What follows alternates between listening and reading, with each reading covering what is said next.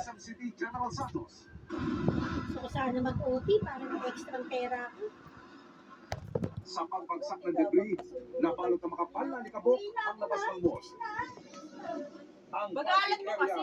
wasak na wasak din. Napagsakan pa ng ipak ng mga pader ang ilang nakaparadang motorsiklo at e-trike.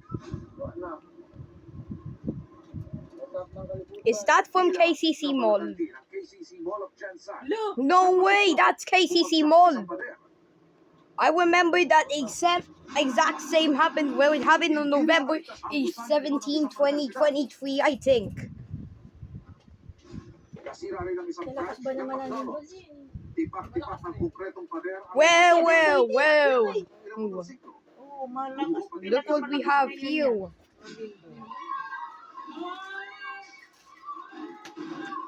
No way.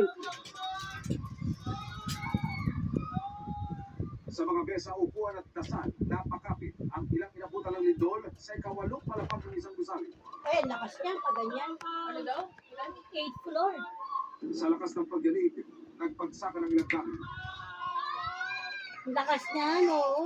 At tila nagsayaw ang ilang mga ilaw sa The loob. more na mas mataas, mas grabe ang ano, shake. Nakatayo ko nga lang.